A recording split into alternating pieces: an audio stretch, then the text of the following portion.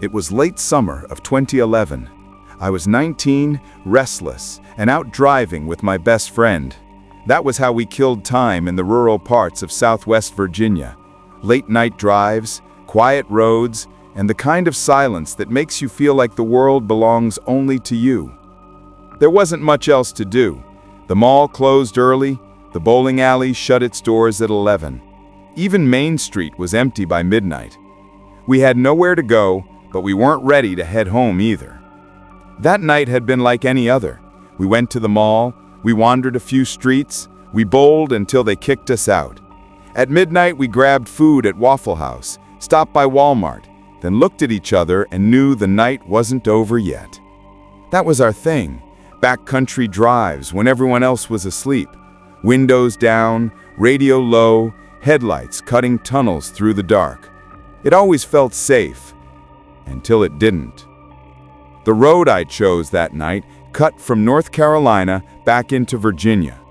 I'd only been down it once before, during the day. At night, though, it felt different.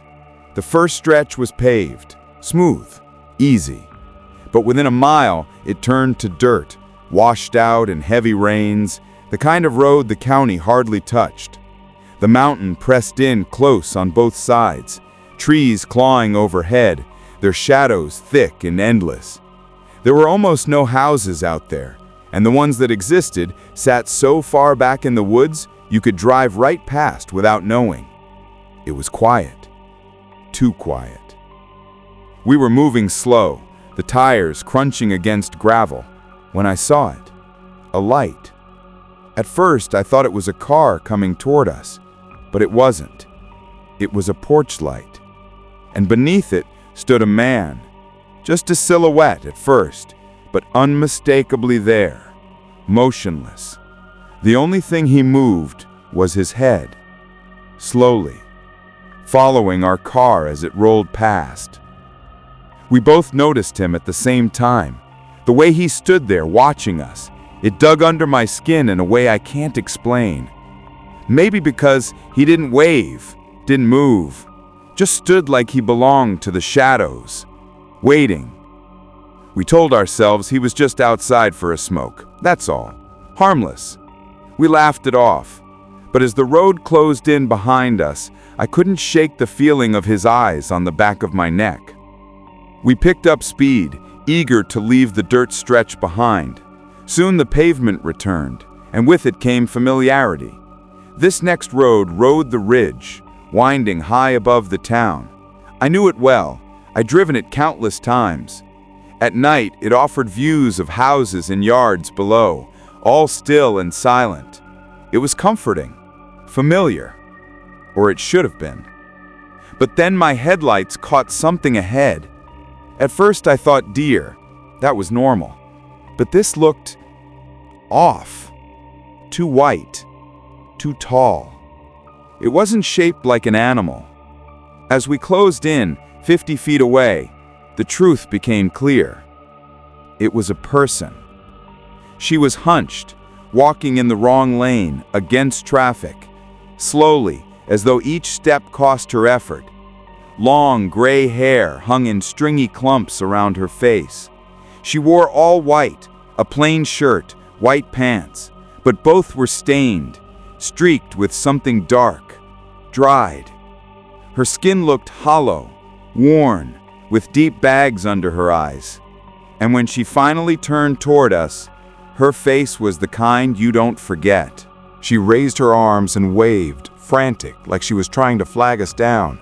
Then she ran toward the car. In that moment, when the light hit her just right, I saw what was in her hand. Metal. Shining. A knife. My chest froze. All the bravado we'd carried that night vanished in an instant. I slammed my foot on the gas. Gravel sprayed behind us as the car shot forward, the woman shrinking in the rear view, but not fast enough.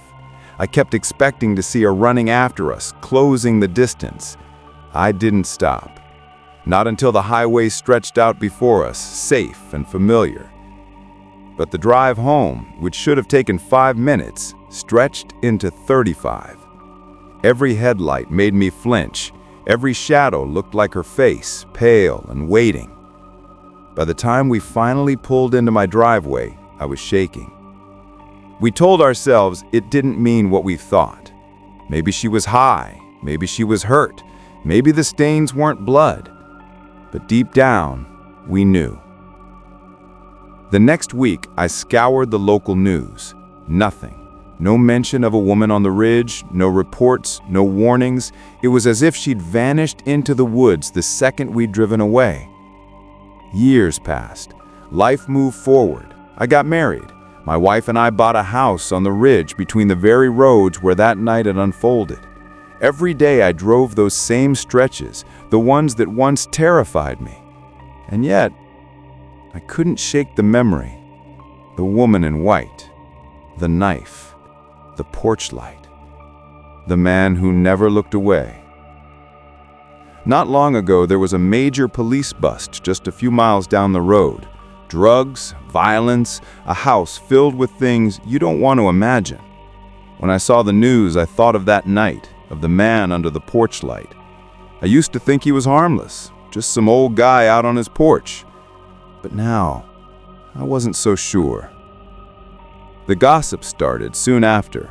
A neighbor stopped by, full of whispered stories.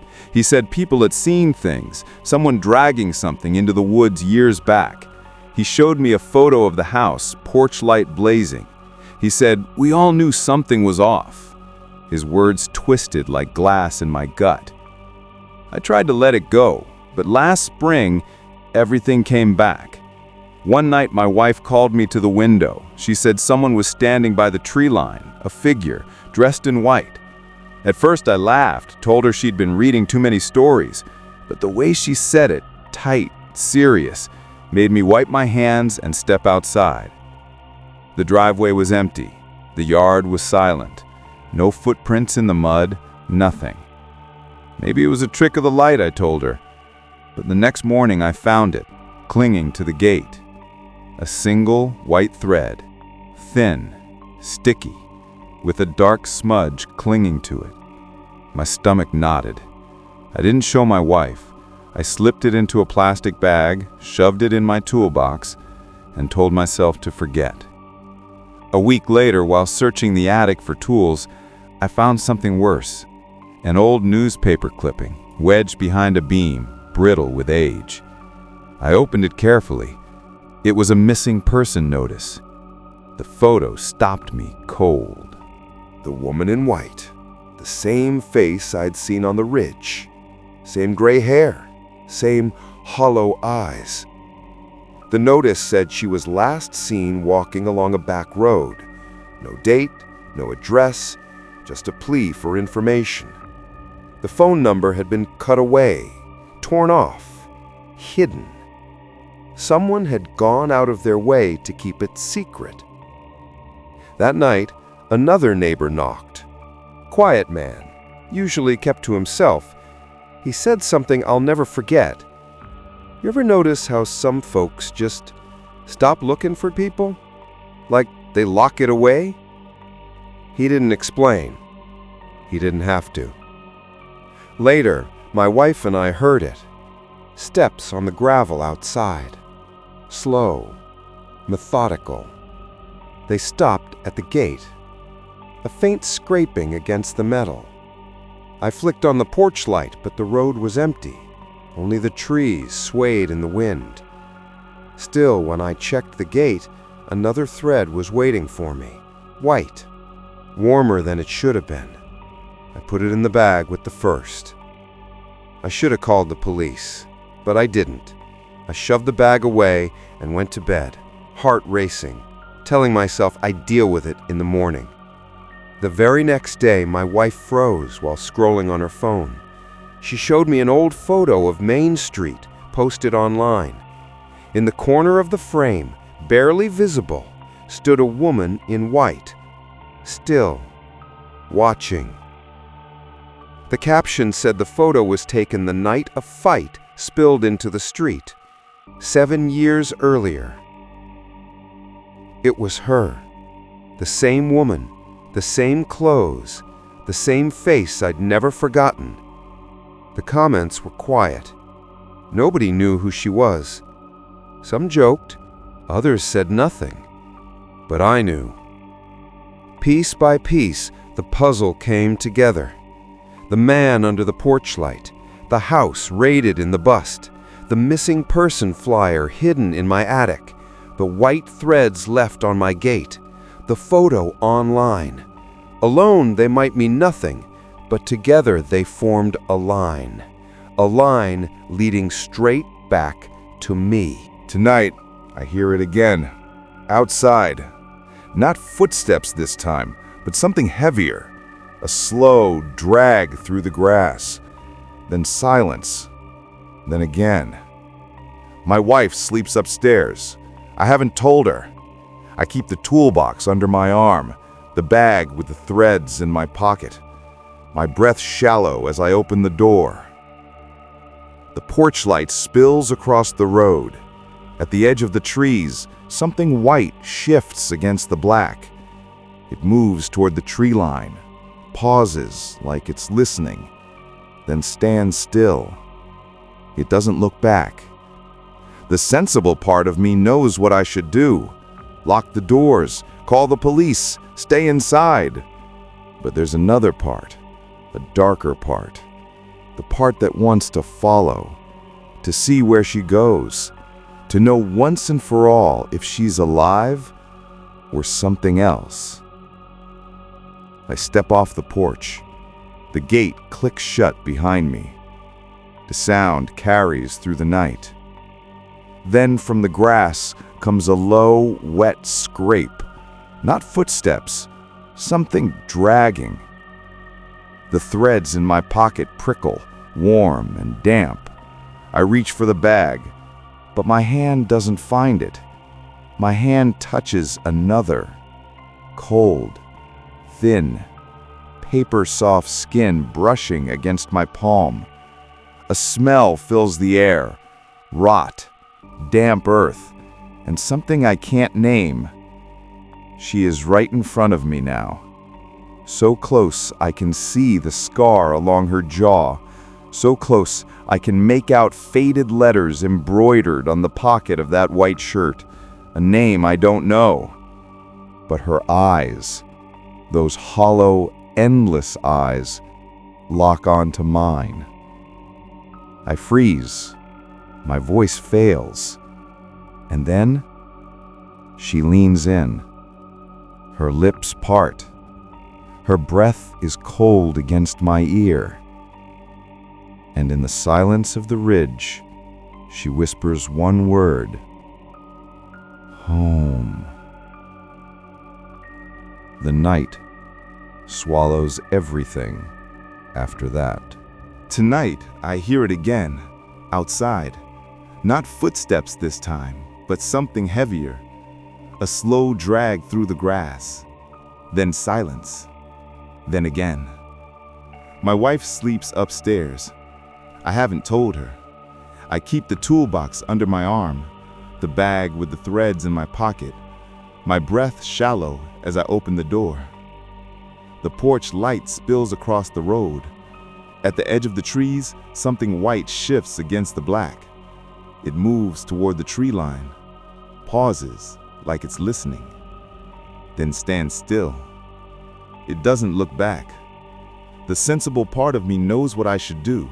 Lock the doors, call the police, stay inside. But there's another part, a darker part, the part that wants to follow, to see where she goes, to know once and for all if she's alive or something else. I step off the porch. The gate clicks shut behind me. The sound carries through the night.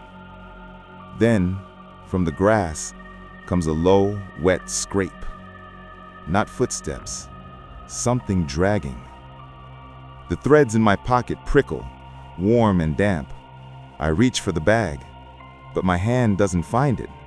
My hand touches another, cold, thin, paper-soft skin brushing against my palm. A smell fills the air, rot, damp earth, and something I can't name.